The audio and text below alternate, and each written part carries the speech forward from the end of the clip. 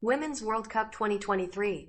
Australia criticised gender pay disparity and questioned bargaining rights. All 23 Matildas players featured in a video posted by the Australian Professional Players Union, PFA, 3 days before the tournament begins. The squad also called for all of the players in Australia's A-League women to be fully professional.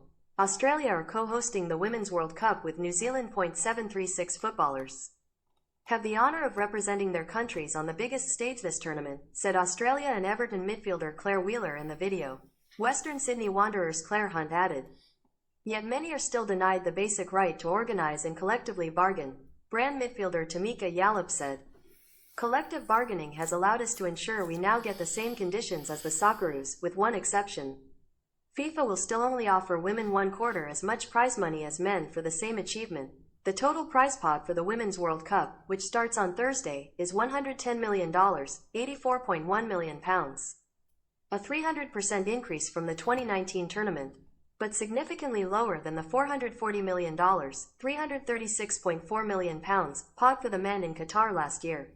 The A-League's minimum wage for players increased from $16,344, £8,509, to $20,608, £10,730 in the 2022-23 season, and is set to rise again in the 2023-24 campaign to $25,000, £13,011. The league includes 12 teams with a regular season from November to April. The top 4 teams then play in semi-finals, then a final to determine the champions. Sydney FC's Courtney Vine added in the video. Our sisters in the A-League are still pushing to make football a full-time career, so they don't have to work part-time jobs like we had to, A-League Commissioner Nick Garcia said. We have readied ourselves for the World Cup over the last 2 years. The A-League Women has expanded by 3 teams in 3 seasons, and the season has been extended to equal that of the English and US leagues. We all want our players to be full-time professionals, and that should be the legacy of this World Cup. If we want to see generational change, now is the time for wider stakeholders including commercial partners and government to commit to grow the game, Football Australia CEO James Johnson said of the video's release.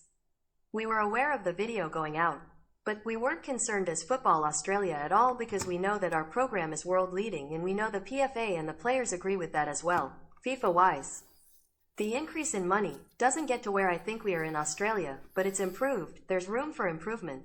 Speaking at the FIFA Congress in March, FIFA President Gianni Infantino said, our ambition is to have equality in payments for the 2026 Men's and 2027 Women's World Cup. This is the objective that we set to ourselves. FIFA is stepping up with actions. Not just with words. Football's governing body have also said its ultimate aspiration is for equal prize money, and we are on that journey. Equal pay has been established in cricket, with the International Cricket Council announcing the milestone on the 13th of July. The Matildas exercised their collective bargaining rights in an agreement in 2019 which gave them the same minimum percentage of tournament prize money as the nation's men's team. This came after the women's team took strike action in 2015 for better pay. Australia are not the only team to speak out on equal pay. With England in a bonus dispute with the Football Association, the governing body has reportedly said it will not pay the Lionesses performance-based bonuses, with England defender Lucy Bronze calling the situation frustrating. The Matildas video echoed the Karen Carney report, with the former England international saying the women's game could be a billion-pound industry. Carney added that professionalising the game and raising standards is the biggest issue in the sport.